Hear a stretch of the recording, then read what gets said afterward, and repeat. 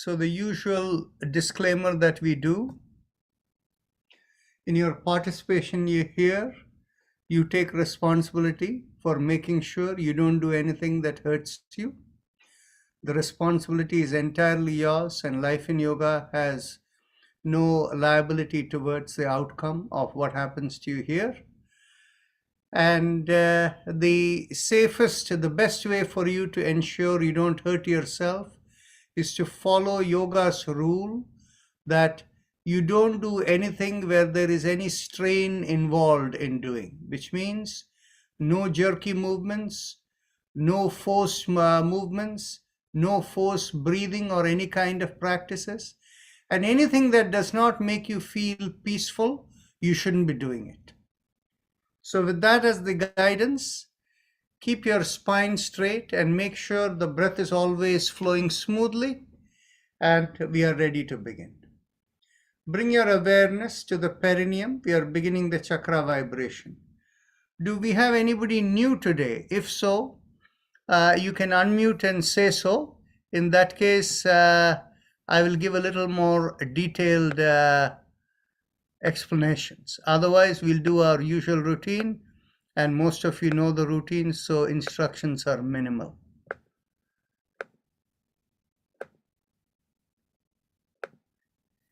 If there is nobody new, then in which case, let's proceed with our chakra vibrations. Bring your awareness to the perineum, and pressing on the little finger with the thumb, we begin with Lam. Take a deep breath in. Lam.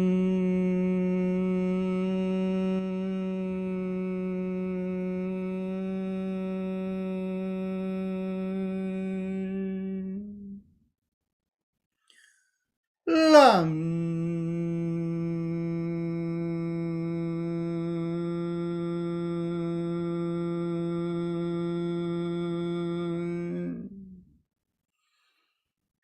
Lam.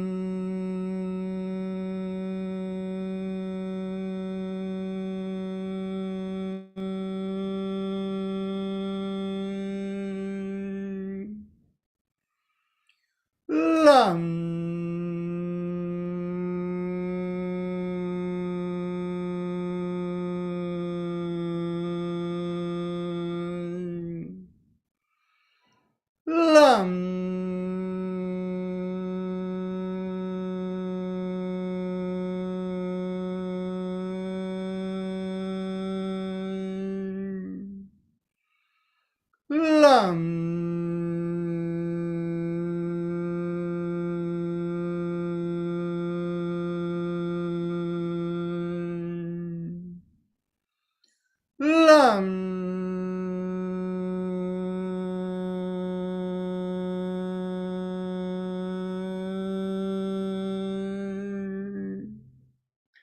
Release the fingers and continue. Lam.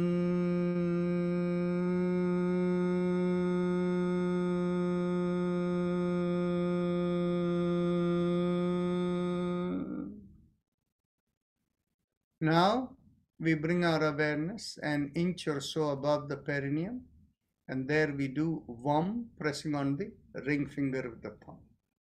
Take a deep breath in. Vam.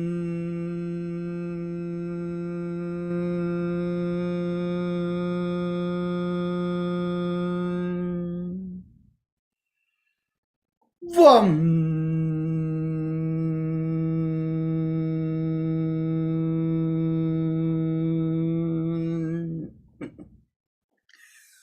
Vam.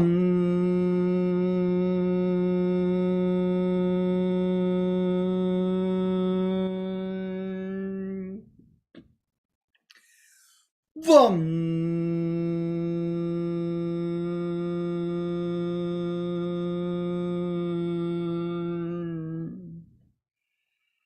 Vam.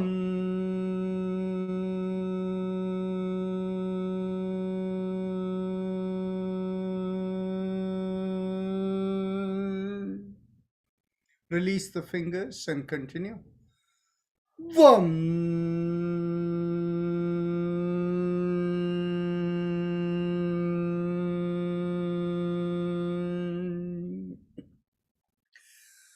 Vam.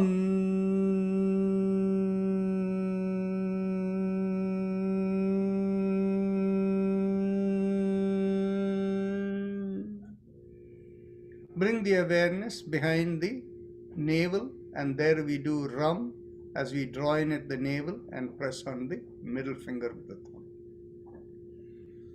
Ram.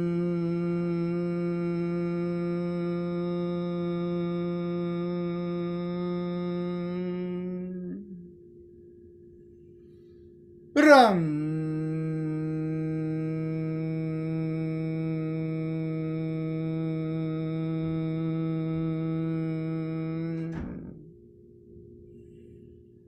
Ram.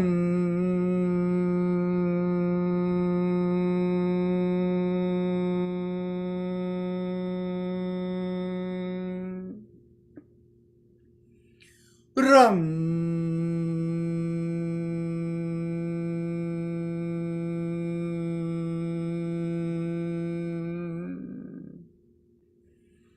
Ram.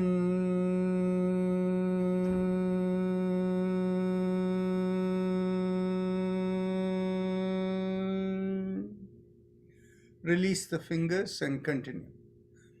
Ram.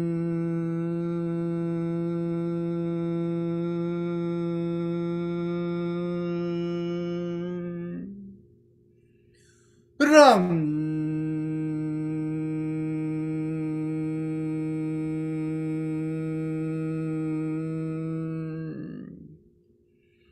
Ram.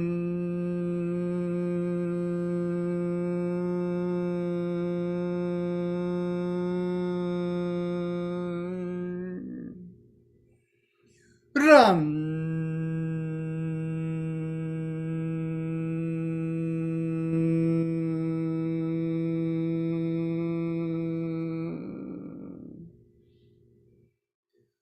Now bring the awareness to the middle of the chest, in the middle of the body, in between the breasts, and there we do Yam, pressing on the index finger with the thumb. Yam.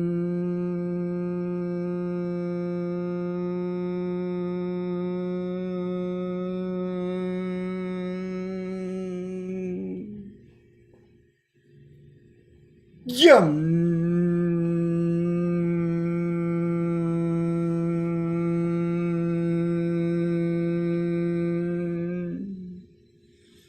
Yum.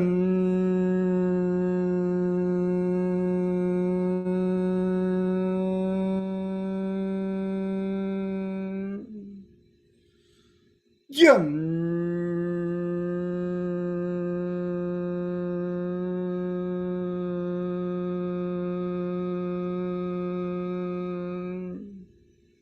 Release the fingers and continue.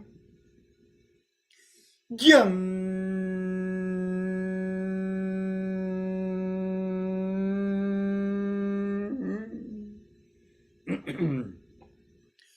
Yum.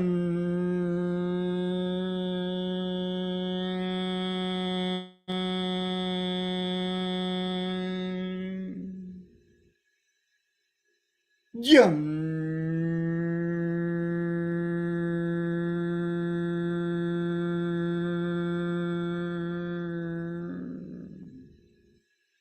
Yum.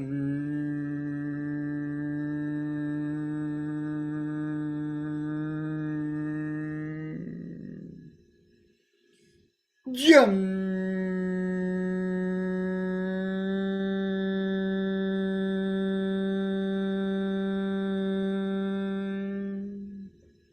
Bring the awareness to the throat, and here we do hum, and we have thumbs up mudra with a loose fist as we do that. Hum.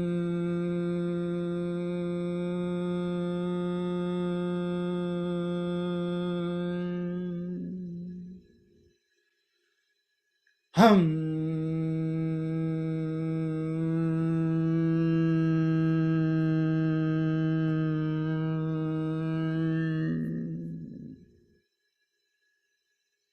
Hum.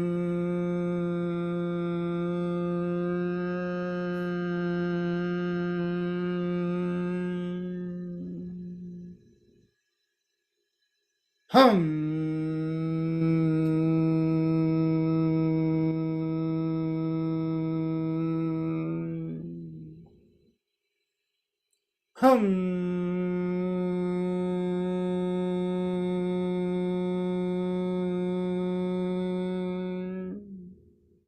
Release the hand and continue.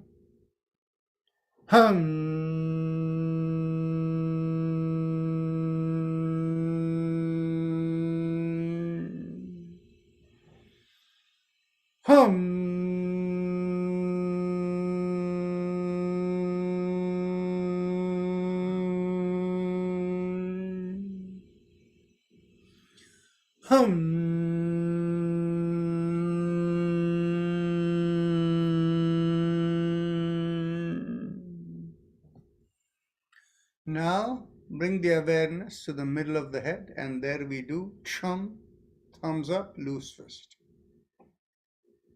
Chum.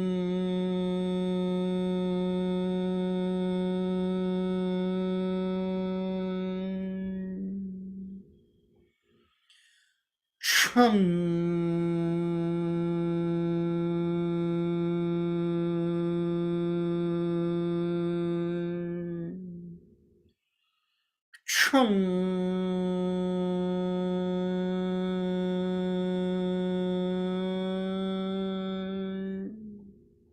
Release the hand and continue.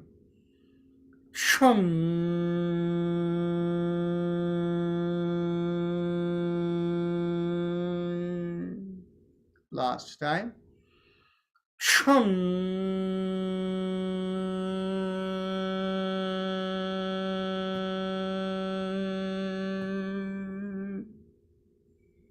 Now bring the awareness to the top of the head. And here we do Om, again thumbs up, loose fist.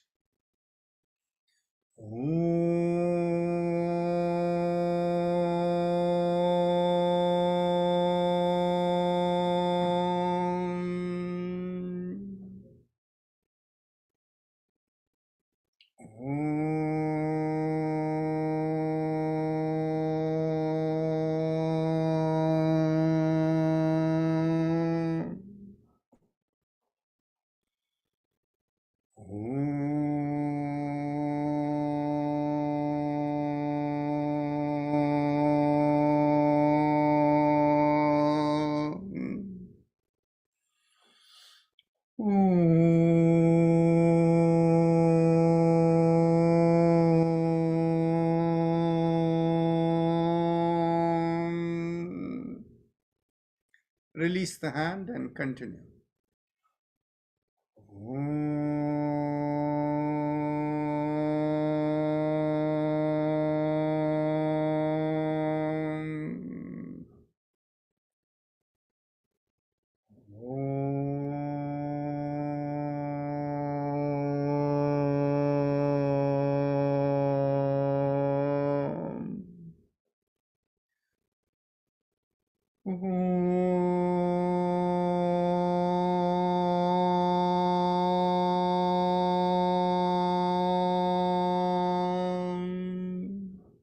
Last time.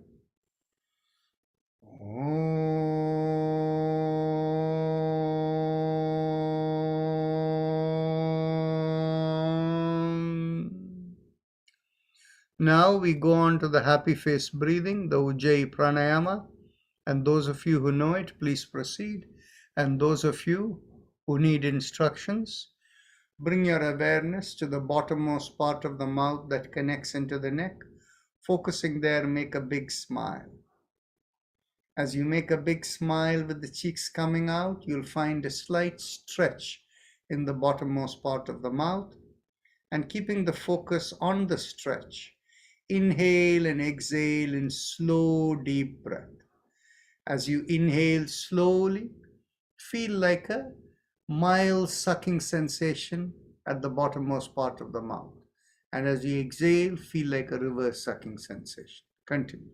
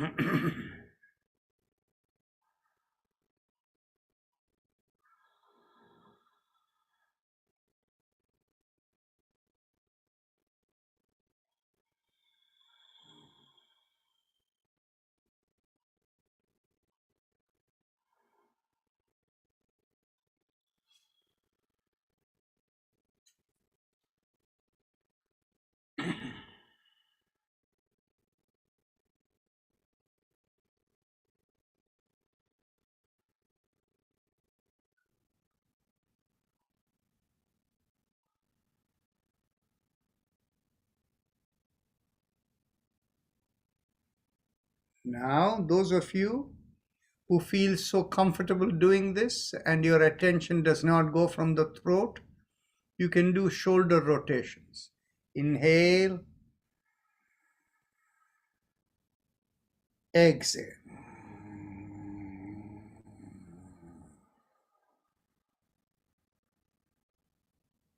Inhale, exhale.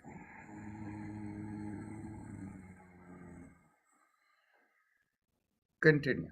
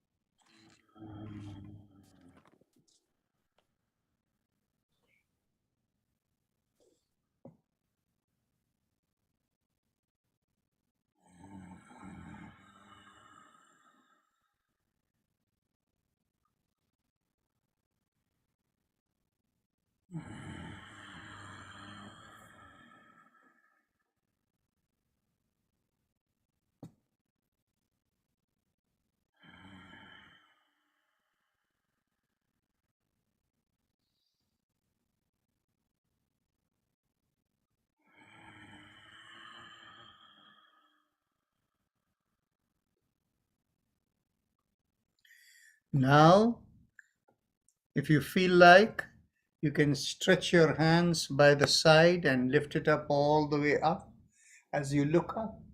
And as you exhale, bring the hands down and look down, chin towards the chest. Continue.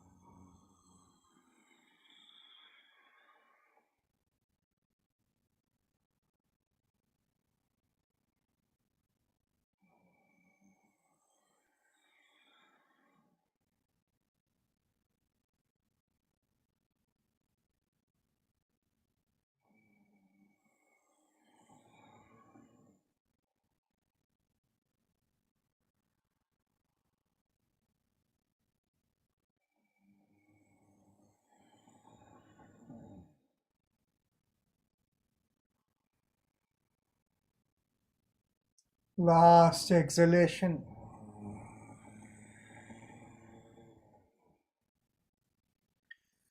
Now bring your awareness behind the lowermost part of the sternum and feel a rising vibration to the middle of the body going out of the top of the head. And that rising vibration feels like three syllables. Haim em Haim em Haim em Haim em And it has nothing to do with the breath. So forget the breath, unconscious breathing with no focus on the breath at all. Let it be in any speed you feel, Haim Imam, Haim Imam, Haim Imam, or slow, Haim Imam, Haim Imam, whatever. It's entirely up to you. Please continue.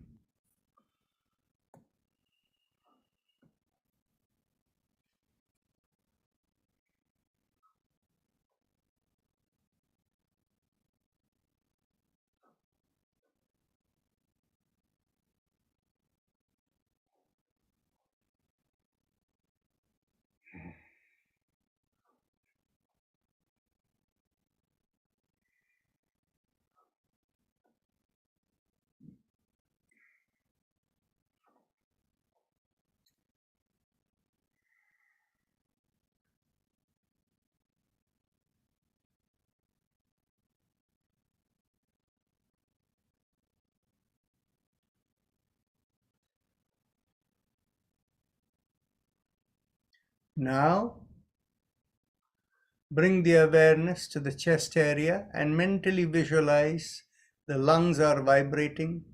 Haim, Haim, Haim, Haim. Continue.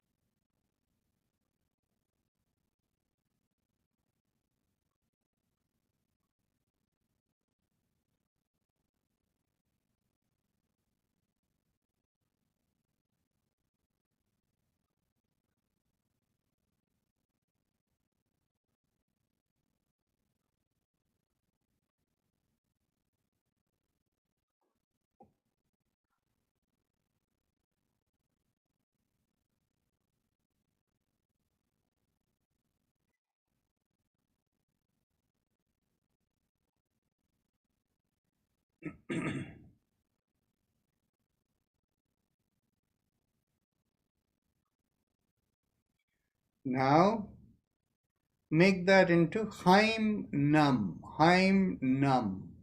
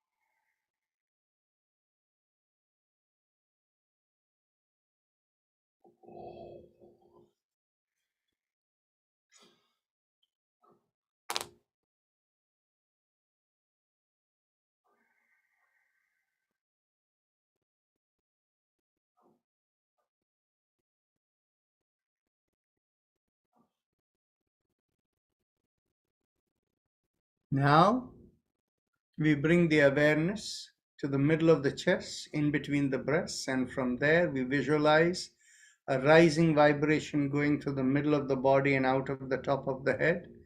And that rising vibration feels like the vibration home, home, home, home, home.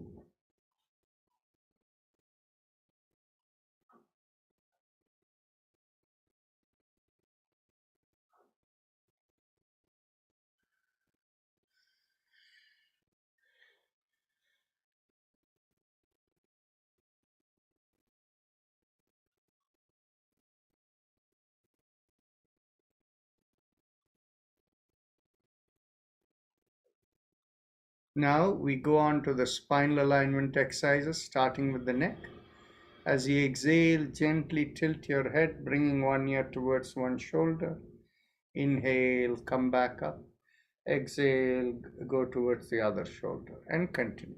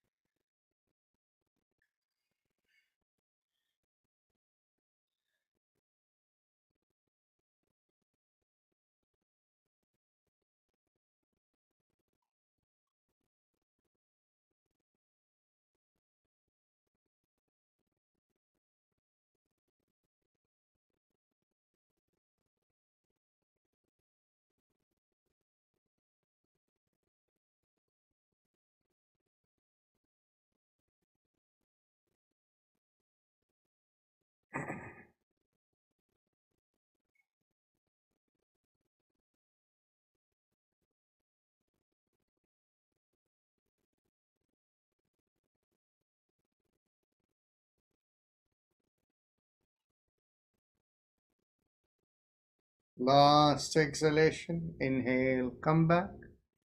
Now, as we exhale, turn the head and look over one shoulder. Inhale, come back. Exhale, turn, look over the other shoulder. Inhale, come back, and continue.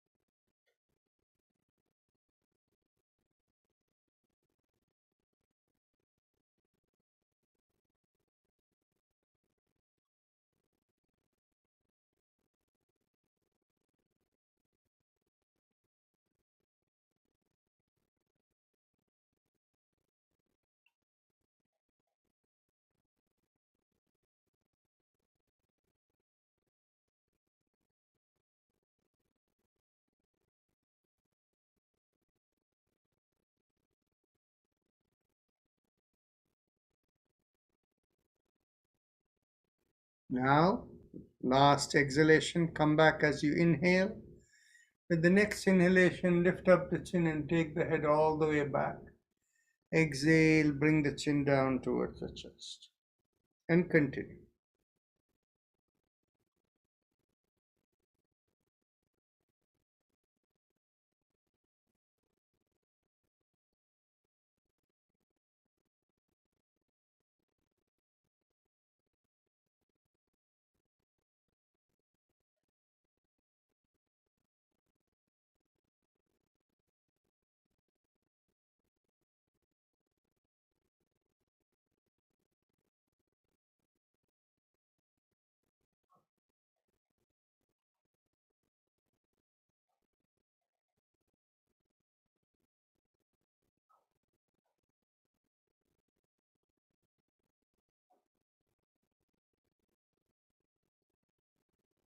Last exhalation, bring the chin down to the chest.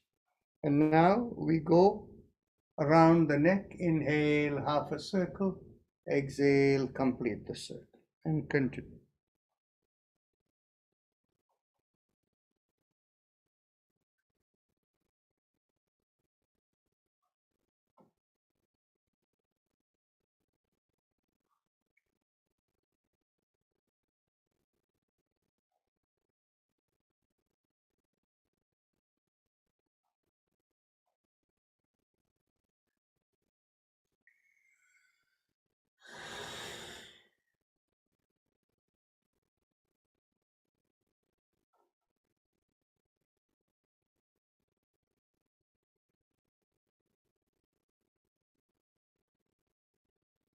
Last inhalation. And last exhalation. And let's go in the reverse direction.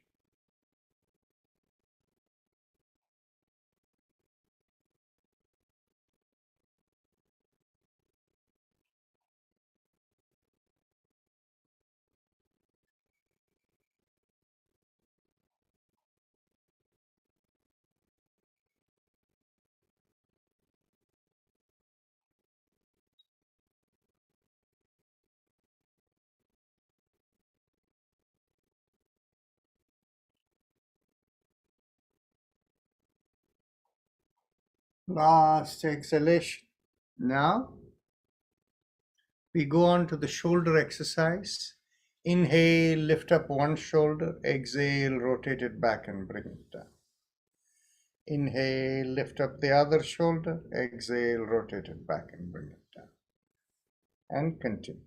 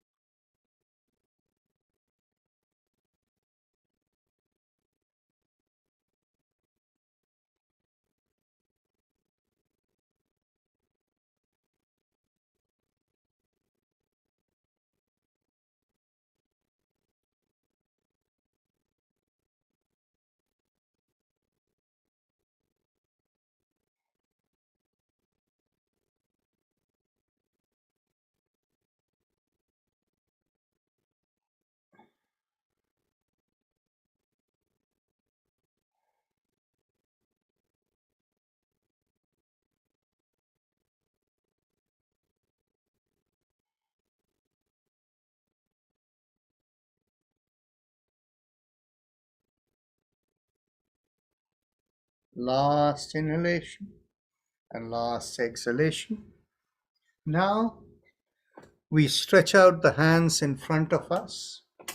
And as you inhale, lift up the palms and stretch out the fingers. Exhale, thumb in, downward facing fist. Inhale, up and stretch. Exhale, down.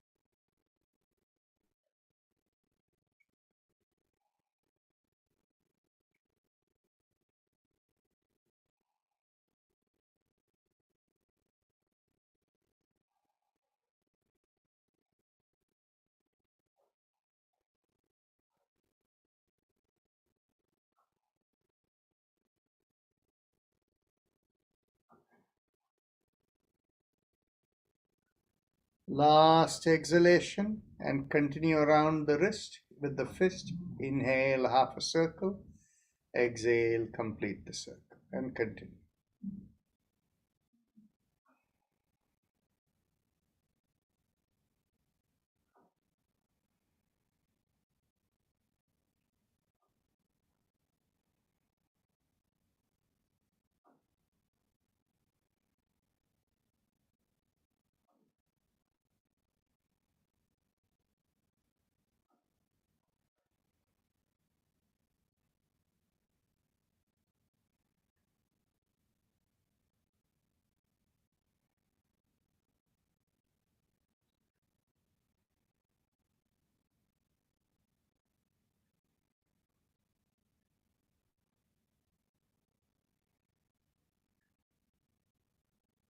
Last exhalation. Now let's go reverse.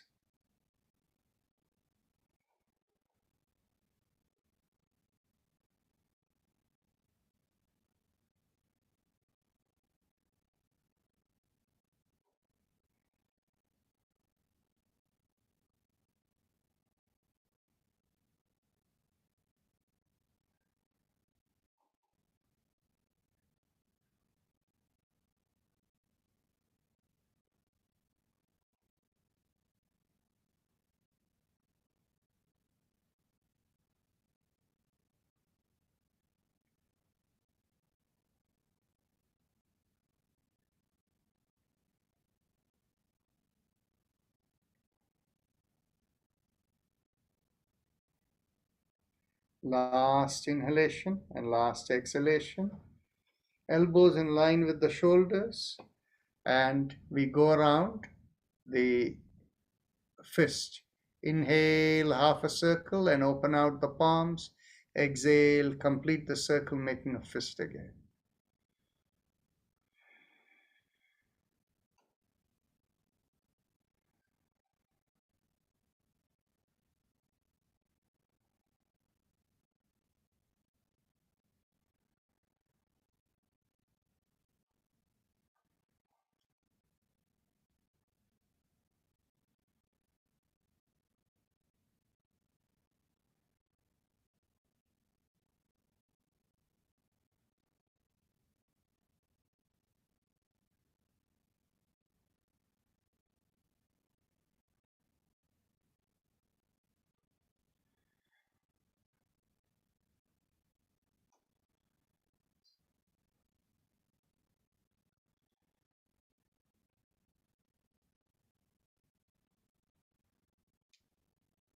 Last exhalation. Let's go reverse.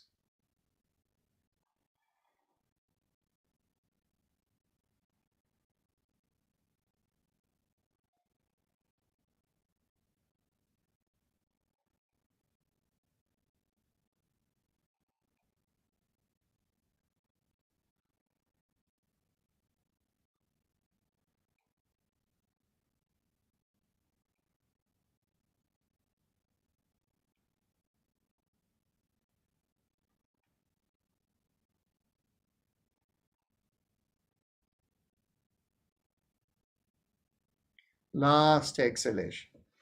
Now interlock the fingers and bring it behind the head. And as you exhale, twist to one side. Inhale, come back. Exhale, twist the other way. Inhale, come back, and continue.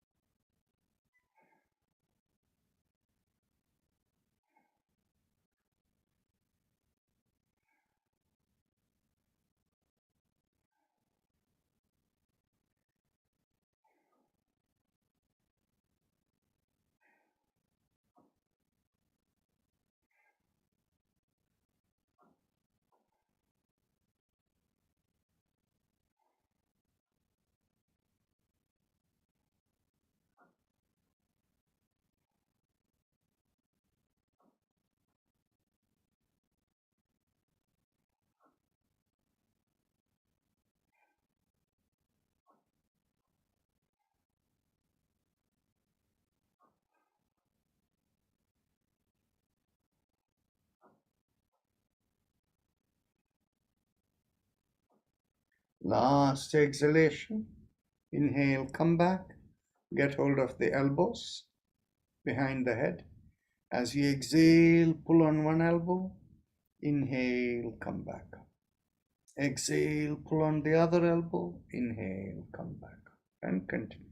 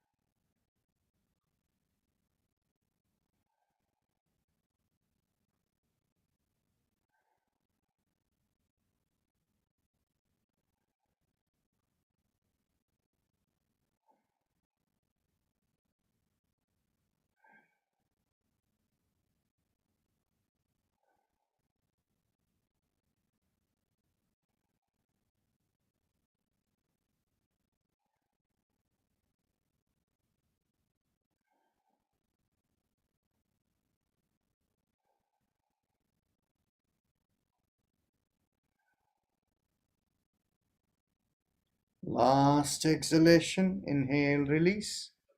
Bring the hands behind the back. Get hold of the hands or the elbows wherever it will reach. Pulling on the elbows or the forearms. Pull back the shoulders as you inhale and expand the chest. And as you exhale, twist to one side. Inhale, come back. Exhale, twist the other way.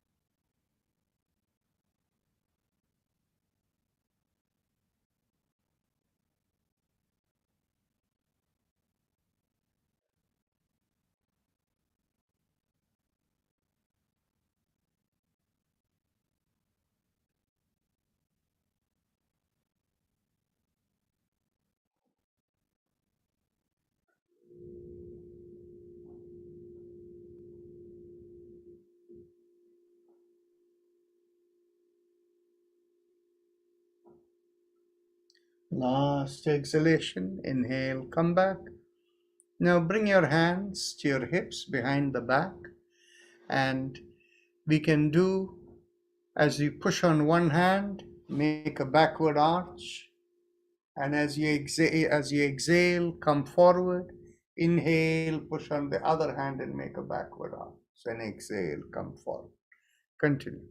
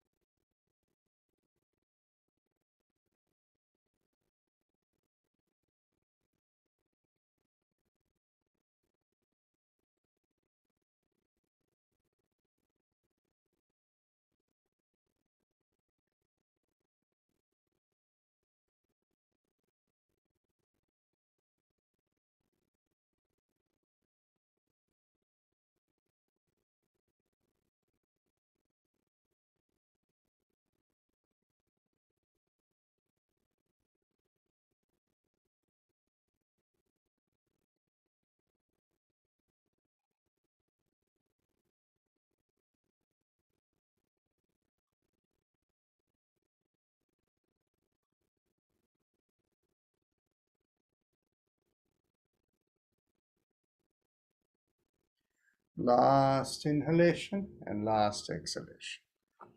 Now we cross one leg over the other.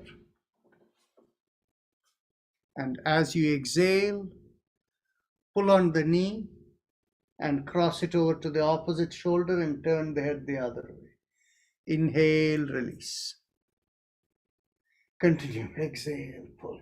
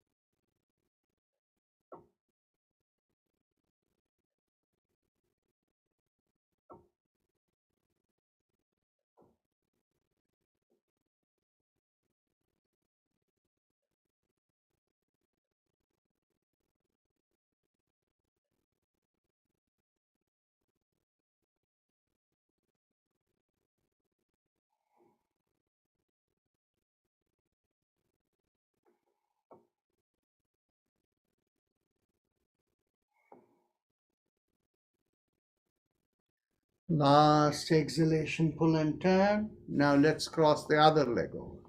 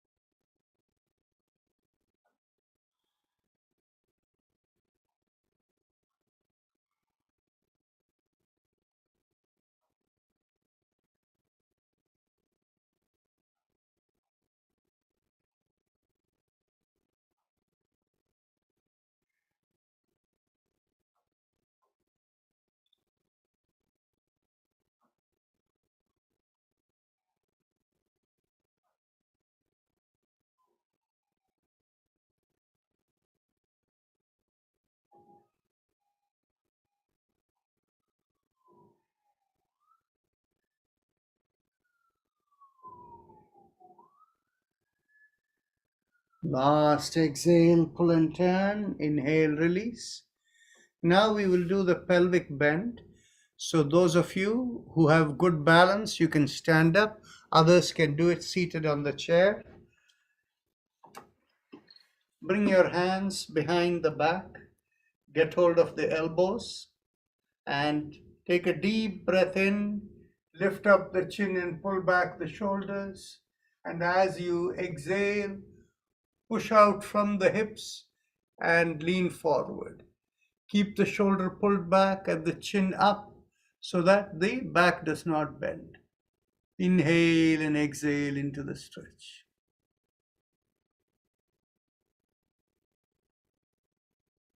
Each of you within your own capacity, don't overstretch. Feel the stretch from the bottom of the feet to the hips. And as you inhale and exhale into the stretch, let the muscles slowly release, and you will find that after every 3 or 4 breaths, you're able to come down even more.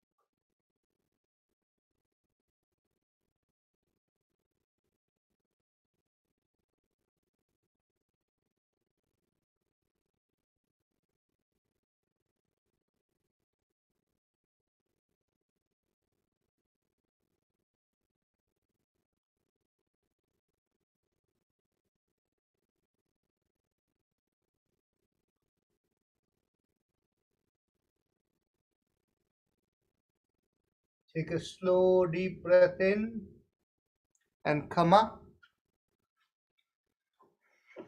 And we can take a seat. And today let's do something slightly different.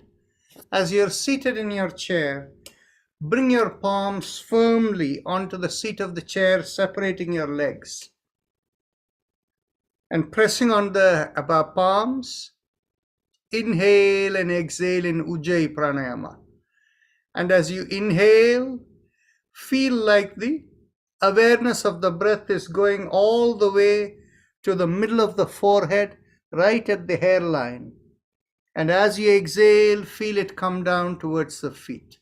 So press on your hands and do this. Inhale and exhale.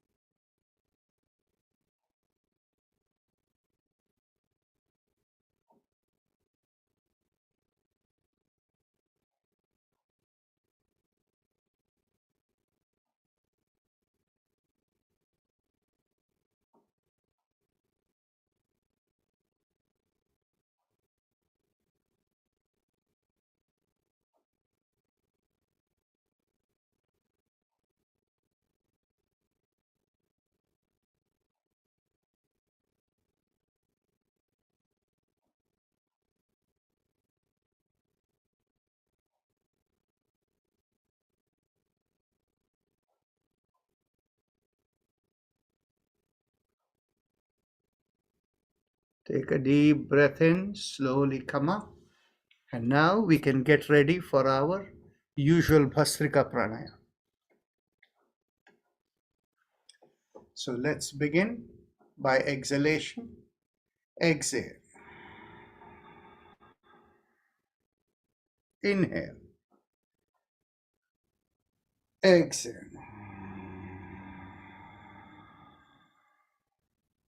2, inhale. Exhale. 3. Exhale.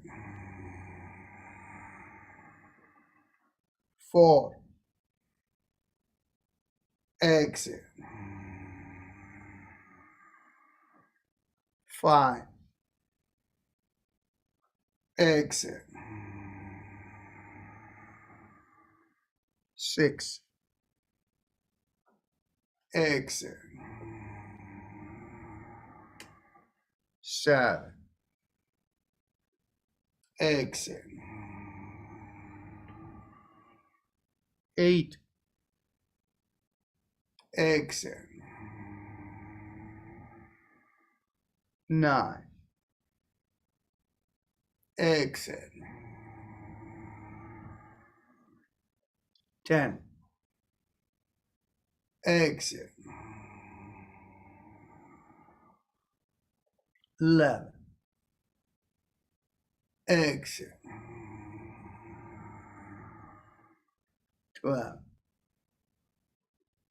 Exhale. 30. Exhale. 40. Exhale. 50. Exhale. 60. Exhale. 70. Exhale. 80. Exhale. 90. Exhale. 20. Exhale.